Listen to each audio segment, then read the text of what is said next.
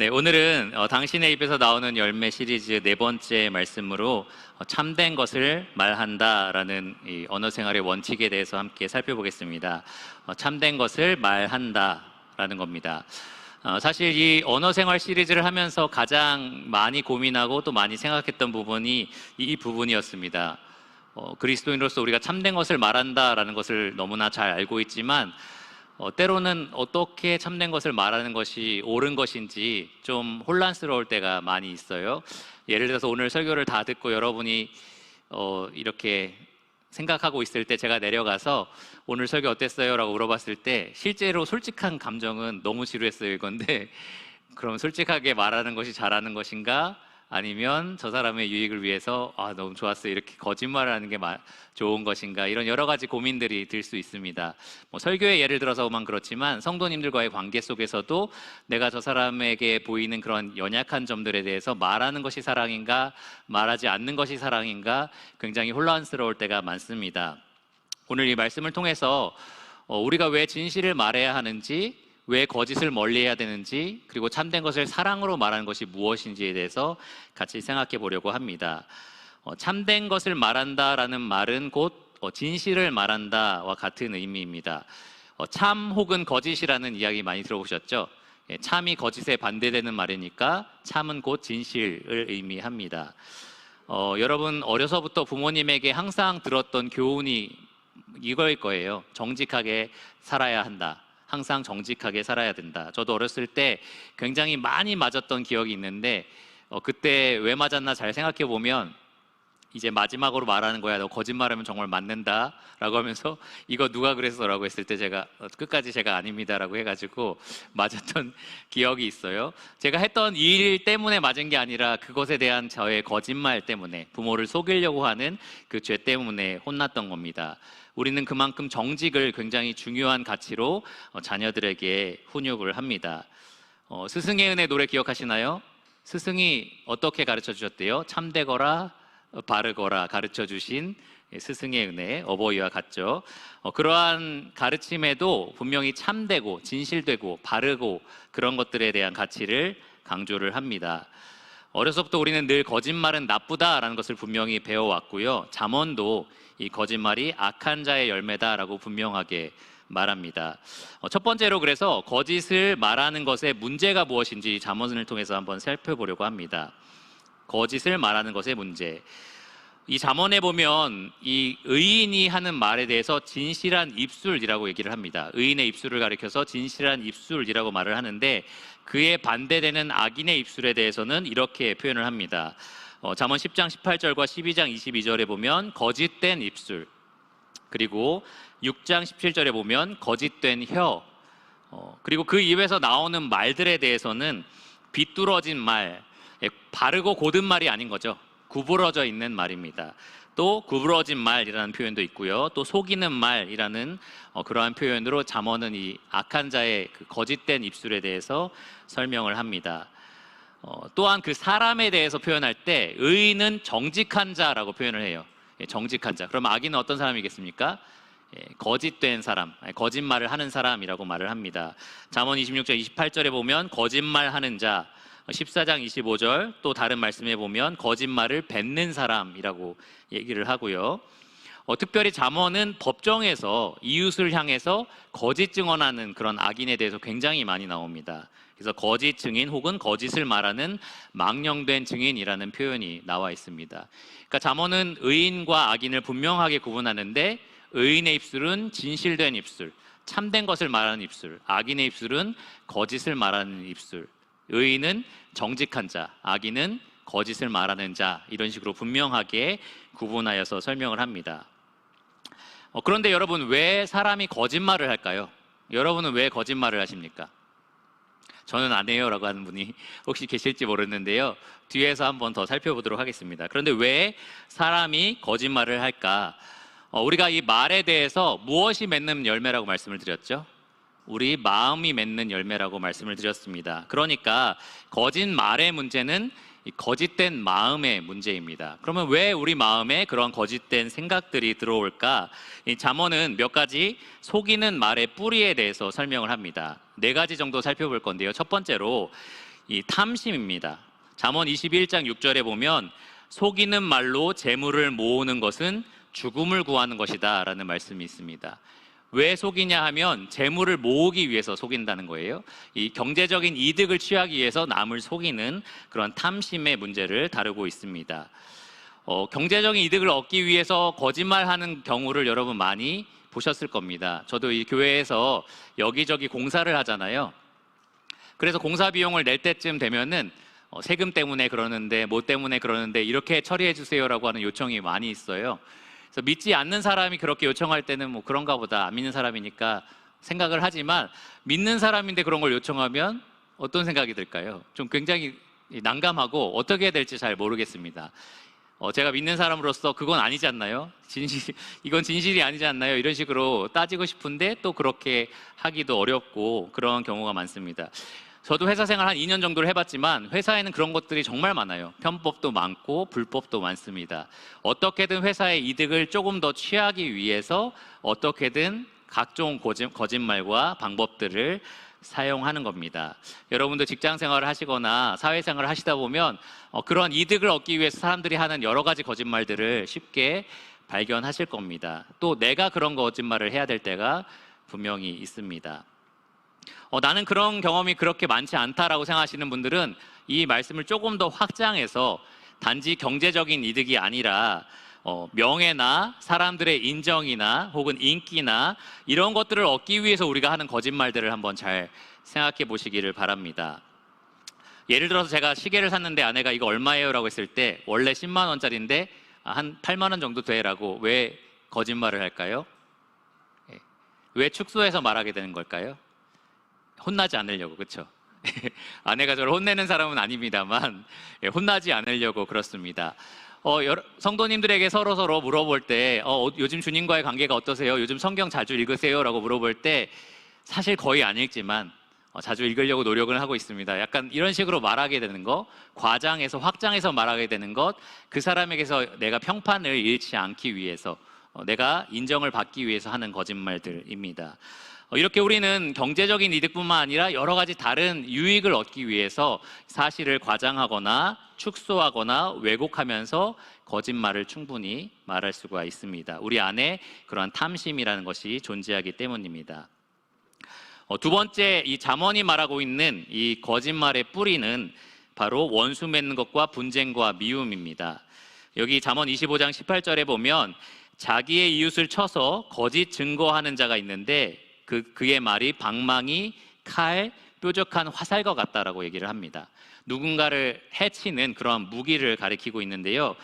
일부러 거짓 증언을 하는 이유가 내가 이 관계를 맺고 있는 그 이웃을 해치려는, 상하게 하려는 그런 분명한 목적을 갖고 있다라는 겁니다. 의도적으로 그런 말을 하는 거죠. 의도적으로 거짓말을 해서 이웃을 이렇게 해치려는 목적을 갖고 있습니다.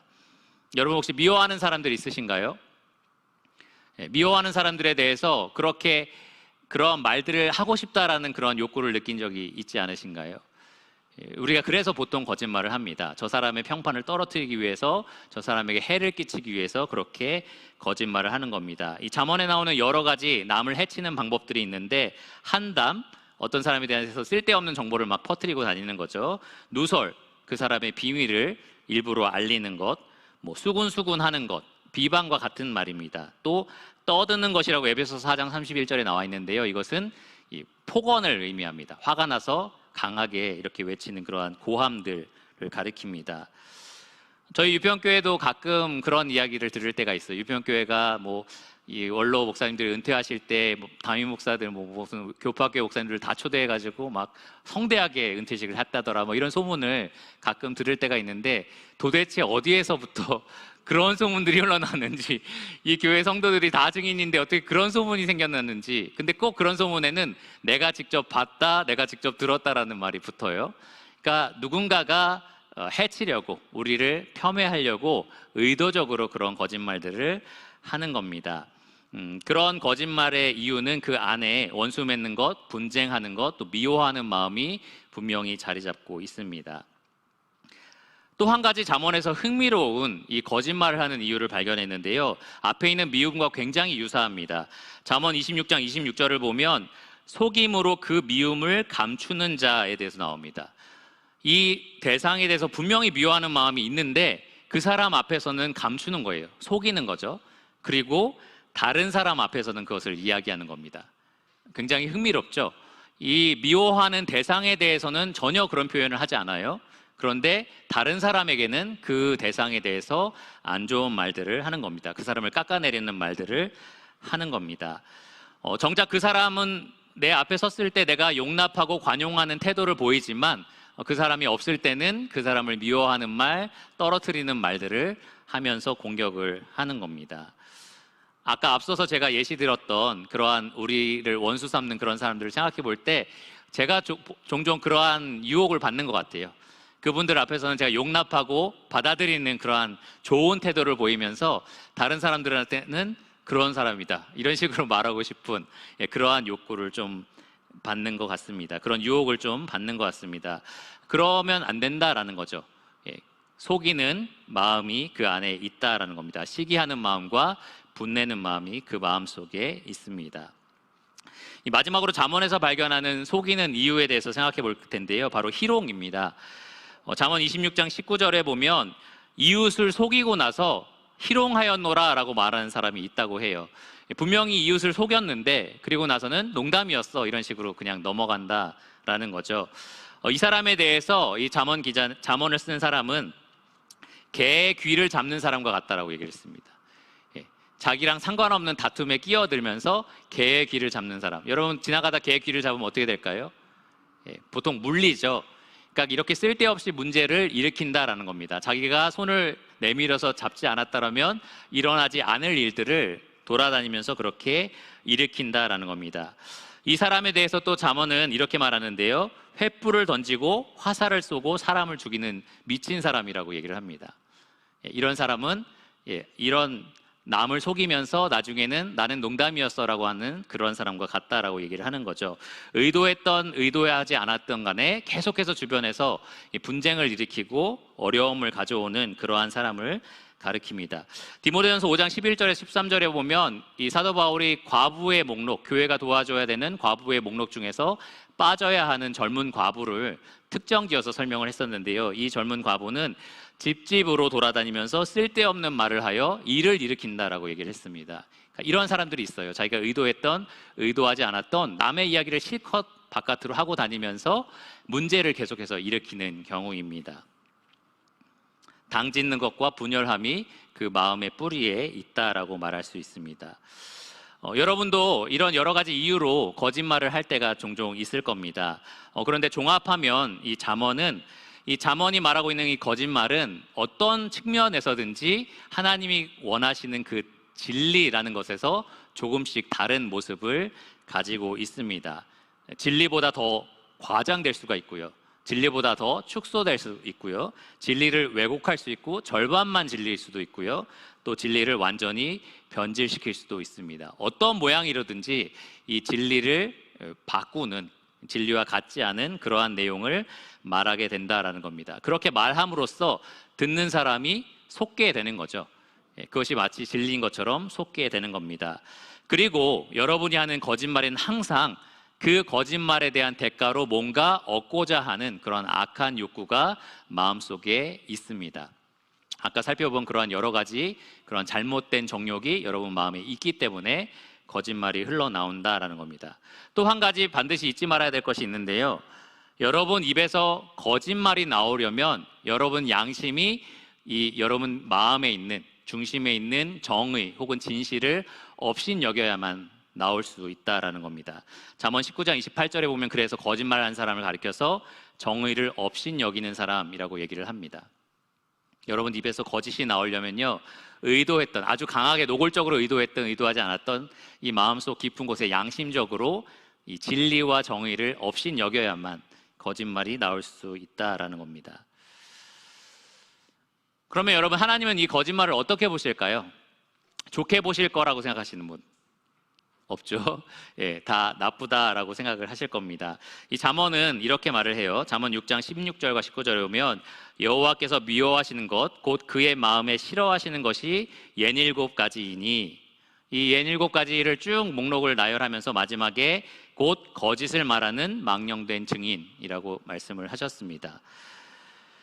또한 이 거짓 혀는 영원하지 못하고 잠시 있을 뿐이다 라고 분명하게 말씀을 하셨습니다. 잠언 12장 19절에 그렇게 말하고 있고요.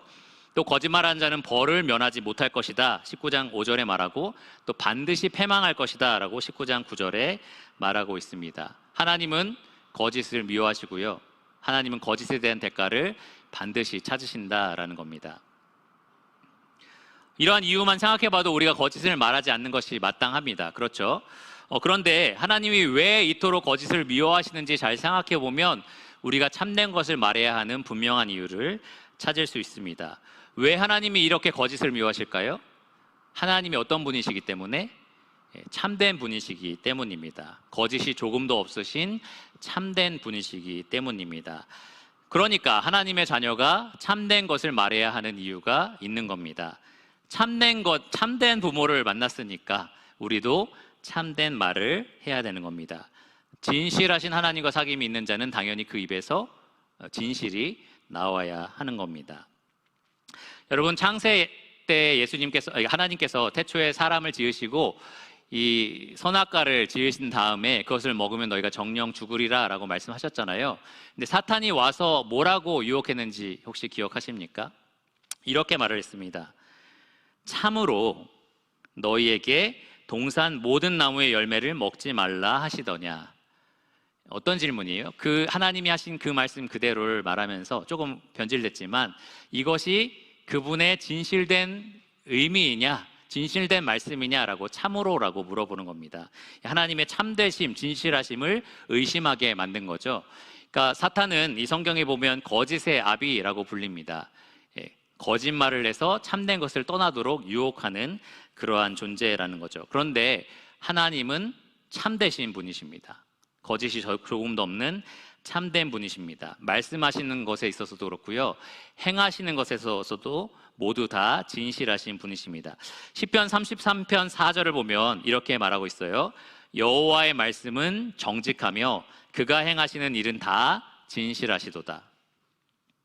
하나도 진실하지 않은 것이 없다라는 거죠. 모두 다 정직하고 진실되다라는 겁니다. 또 시편 117편 2절에 보면 이렇게 나와 있습니다. 우리에게 향하신 여호와의 인자하심이 크시고 여호와의 진실하심이 영원함이로다. 할렐루야. 그러니까 하나님은 거짓이 조금도 없으시고 항상 참되시고 모든 것이 진실하신 분이신데 잠시만 그러신 게 아니라 영원히 변함없이 그런 분이시다라는 것을 이야기합니다. 그러니까 영원 무궁토록 진실하신 것은 바로 하나님이 가지고 계신 신성이다라는 거죠. 그분의 속성이다라는 겁니다. 그러면 그런 하나님 입에서 나오는 말은 어떻겠어요? 진실하시겠죠. 참되실 겁니다. 그래서 모세는 민수기 23장 19절에 이렇게 말했어요. 하나님은 사람이 아니시니 거짓말을 하지 않으시고 그 입에 거짓이 없으시다라는 겁니다. 바울은 디도서 1장 2절에 우리에게 영생을 약속하신 분이 거짓이 없으신 분이다라고 얘기를 했습니다. 또한 이 히브리서 기자도 히브리서 6장 18절에 하나님은 거짓말을 하실 수 없다라고 분명하게 말을 했습니다. 또 흥미로운 건데요, 성경은 삼위일체 하나님 모두를 다 거짓이 없는 진실하신 분으로 묘사를 합니다. 방금 우리가 읽었던 그 하나님에 대해서 히브리서 기자가 거짓이 없다라고 했고요, 또 이 예수님에 대해서 이 베드로전서 2장 22절에 그 입에 거짓도 없으시다라고 분명히 말을 했습니다. 성령님에 대해서는 요한일서 2장 27절에 참되고 거짓이 없는 분이라고 묘사를 합니다. 그러니까 우리랑 사귐을 갖고 계시는 하나님 아버지, 그 아들 하나님, 그리고 성령 하나님, 삼위 하나님이 모두 다 진실하시고 참되시고 거짓이 없으신 분이다라는 겁니다. 그런데 여러분이 그리스도인이라면 이제 그 삼위 하나님과 영원한 관계를 맺으신 그러한 하나님의 자녀가 된 분들입니다. 그러니까 우리가 지난 주일에 어떤 말씀을 들었죠? 하나님이 그분의 충만한 것으로 우리를 충만하게 하신다라는 말씀을 들었습니다.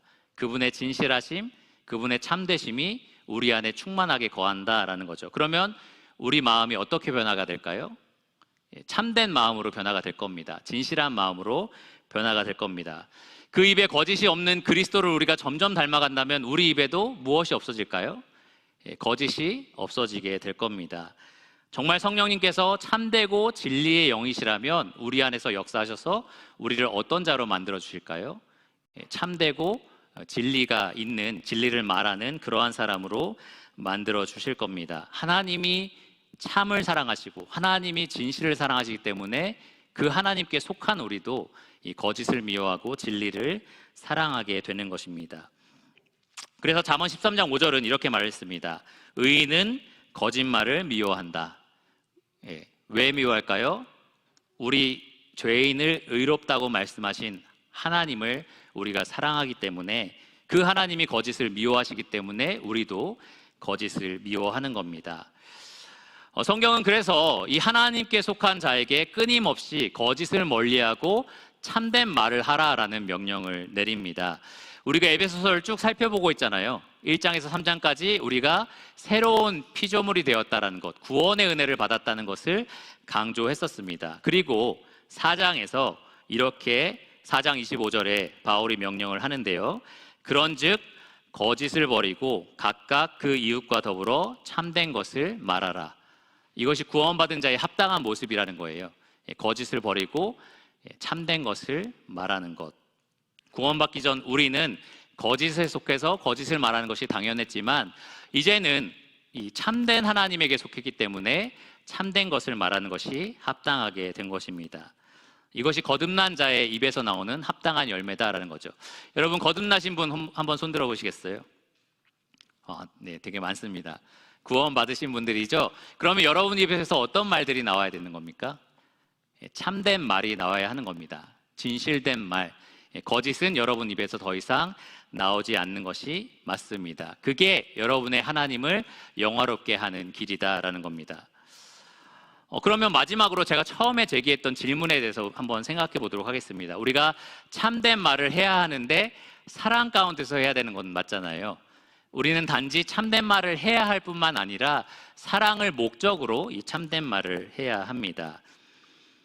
사탄이 영화롭게 되는 길은 거짓말을 하는 거고요. 또 우리 개인의 이기적인 욕구를 채우는 것도 거짓말을 하는 것이라면, 반대로 참된 말을 하는 것은 하나님을 영화롭게 하는 거고요. 또 내가 아니라 다른 사람의 유익을 높이는 길입니다. 그러니까 우리가 하나님을 사랑하고 이웃을 사랑하기 위해서 참된 말을 해야 합니다. 에베소서 4장 15절에 보면 이렇게 말하고 있어요. 오직 우리가 아까 읽었던 말씀, 사랑 안에서 참된 것을 하여, 참된 말을 하여 범사에 그에게까지 자랄지라. 어떻게 우리가 그러면 사랑 가운데서 참된 말을 할 수 있을까? 우리 입에서 맺는 열매인 참된 말을 사랑이라는 화분에 담아서 말한다라고 생각하면 좋을 것 같은데요. 첫 번째로, 사랑 안에서 어떤 진실은 감추는 것이 맞습니다. 어떤 진실은 감추는 것이 이 사랑 안에서 참된 것을 말하는 것입니다. 예를 들면 상대방의 연약함이나 부족함, 허물을 여러분이 가지고 있는 사랑으로 덮는 거죠. 그게 오히려 참된 것을 사랑 가운데서 말하는 방식이다라는 겁니다. 고린도전서 13장에 보면 사랑에 관해서 사도 바울은 오래 참고 온유하고 무례히 행하지 않는다라고 말을 했습니다. 오래 참고 온유하고 무례히 행하지 않는다. 분명히 내 마음의 진심은 저 사람의 잘못이 보이고 연약한 면이 분명히 보이는데도 내가 그것을 오래 참고 온유하게 대하는 것으로 말하지 않는 것, 그것이 때로는 사랑 가운데 참된 것을 말하는 방식이다라는 겁니다. 사도 베드로는 베드로전서 4장 8절에 이렇게 말했어요. 서로 뜨겁게 사랑하라 라고 하면서 사랑은 허다한 죄를 덮느니라, 이렇게 말을 했습니다. 그러니까 여러분이 사랑하기 때문에 여러분이 가지고 있는 진심을 항상 말하지는 않는 거예요.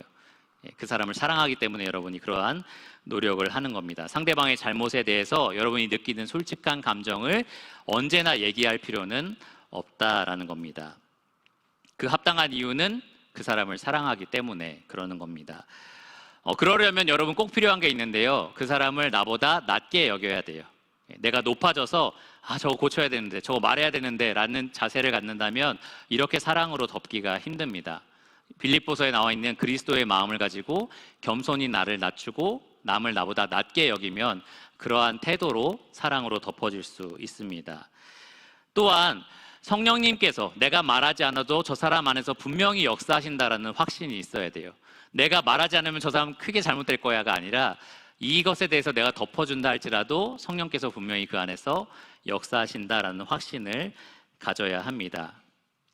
또 한 가지는 예수님이 나를 이렇게 연약하고 부족한데도 용납하신 것처럼 내가 저 사람을 용납하는 것이 마땅하다라는 마음을 품어야 합니다.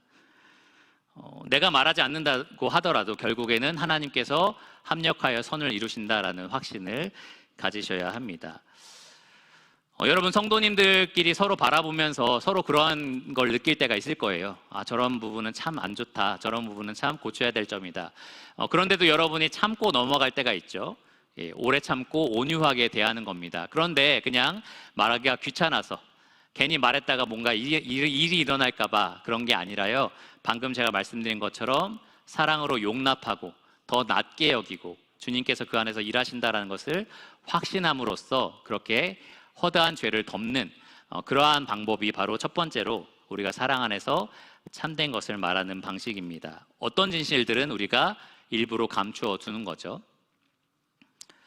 여러분 그러한 사랑을 많이 베풀고 계시죠?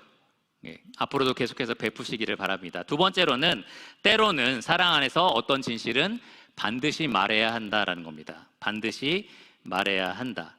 때로는 사랑하기 때문에 말하지 말아야 될 때가 있는가 하면 때로는 사랑하기 때문에 반드시 말해야 할 때가 있습니다. 고린도전서 13장 6절에 사랑에 대해서 말할 때 사랑은 불의를 기뻐하지 않고 언제나 진리와 함께 기뻐한다라고 말을 했습니다. 그러니까 진리를 말하는 것은 사랑이다라는 겁니다. 여러분이 강단에서 하나님 말씀을 선포할 때에 이것이 사랑의 행위잖아요. 사랑의 섬김입니다. 그런데 이 하나님의 진리가 때로는 듣는 사람을 괴롭게 할 때가 있어요. 그 마음을 찌르고 양심을 찌르면서 그 기분을 상하게 할 수도 있습니다. 그렇다고 설교자가 혹시 기분을 상하게 할 내용들은 빼고 말씀 전하는 것이 사랑일까요? 아닐 겁니다. 그렇죠? 그것이 사랑은 아닐 겁니다. 전달할 때 누군가를 비꼬거나 업신여기거나 무례하게 전하는 것은 분명히 문제가 있지만 이 성경이 말하는 내용을 성경이 말하는 방식대로 담대하게 선포하는 것은 참으로 사랑의 행위입니다. 하나님께서 듣는 자를 진리로 인도하실 거고요. 바로 은혜 가운데 그 사람을 치유하실 것이기 때문입니다. 그러니까 때로는 진실을 있는 그대로 말해주는 것이 사랑이다라는 겁니다. 성도님들과의 관계도 마찬가지예요. 그런 관계 속에서 이 골로새서 말씀에 보면 말씀이 충만하여서 서로 가르치고 권면하라라는 말씀이 있습니다. 이게 명령인 거예요. 성도가 성도에게 말씀적인 기반으로 서로를 권면하고 조언해주고 가르칠 의무가 있다라는 겁니다. 만일 어떤 성도가 정말 말씀에서 어긋나서 잘못된 길로 가고 있는데도 내가 그것을 방치하는 것은 사랑이 아니다라는 겁니다. 그 성도에게 진리를 말해줄 수 있어야 한다라는 겁니다. 그래서 야고보서 5장 19절 20절에서는 죄인을 미혹된 길에서 돌아서게 하는 자가 그의 영혼을 사망에서 구원할 것이며 라고 말을 하고요. 허다한 죄를 덮을 것임이라 라고 얘기를 합니다. 아까 무엇이 허다한 죄를 덮는다고 말했죠? 사랑입니다. 그런데 죄인을 악한 길에서 돌이키게 하는 말, 그런 것이 바로 사랑이다라는 것입니다. 그런데 여러분, 각자 서로에게 권면하거나 가르치는 일을 덜 하게 되는 이유가 뭔가요? 그렇게 했을 때 결과가 좋지 않을 때가 참 많았기 때문입니다. 그럴 때 너는 잘나서 그러냐? 막 이렇게 얘기를 듣기도 하고, 그러면서 더 화를 내기도 하고, 그러면서 나와 좋았던 관계가 갈등을 일으키기도 하고, 이런 일들을 많이 겪다 보니까 분명히 성도가 성도로서 할 수 있는 권면이나 그러한 직원들을 하지 않게 되는 경우가 많습니다. 그런데 그것을 피하기 위해서 우리가 마땅히 해야 할 말을 하지 않는 것은 사랑이 아니다라는 것을 기억하시기를 바랍니다. 대가를 치러서라도 내가 그 성도를 올바른 길로 인도해 주는 것이 올바른 방식이다라는 거죠. 여러분, 자녀 양육을 하실 때 자녀가 정말 잘못된 길로 가고 있다라는 것을 볼 때에 여러분 분명히 이 자녀가 반항할 것을 알면서도 참된 것을 말씀하실 겁니다. 내가 이것을 말함으로써 나를 미워할 것을 알면서도 참된 것으로 가르치고 교훈을 하실 겁니다. 마찬가지로 성도끼리 정말 그 성도를 바른 길로 인도하기 위해서 사랑으로 때로는 말해야만 한다라는 게 하는 건 옳지 않잖아요. 내가 너무 화가 나가지고 막 올바른 길로 인도하는 것은 옳지 않습니다. 마찬가지로 성도끼리도 온유한 방식으로 그렇게 진리를 말하는 것이 옳습니다. 지금 두 가지를 말씀드렸는데 좀 상반되는 것 같죠? 때로는 사랑으로 진리를 감추는 것이 맞고, 때로는 사랑으로 진실을 반드시 말하는 것이 맞고, 이 둘 사이에서 굉장히 많은 지혜가 요구됩니다. 모든 경우에 있어서 이 사랑 안에서 진실은 지혜롭게 전달되어야 합니다. 근데 그 지혜라는 말이 굉장히 이상하죠. 좀 추상적이잖아요. 어떤 지혜가 필요한 거지? 되게 조금 막막하다라는 생각도 좀 드는데요. 두 가지 정도의 질문을 여러분이 할 수 있는 지혜로운 질문들을 좀 생각해 봤습니다. 두 가지, 내가 이것을 말하는 것이 사랑일까 아닐까를 생각할 때에 두 가지 여러분이 스스로 할 수 있는 질문입니다. 첫 번째, 내가 이것을 말하려고 하는 이유가 나의 유익을 구하는 것인가 아니면 상대방의 유익을 구하는 것인가, 이것을 질문해 보시기를 바랍니다. 성경이 말하는 사랑은 아가페 사랑이라고 말을 하죠. 아가페 사랑의 특징은 이기적이지 않고 이타적이다라는 데 있습니다. 나의 유익이 아니라 남의 유익을 우선순위에 세운다라는 거죠.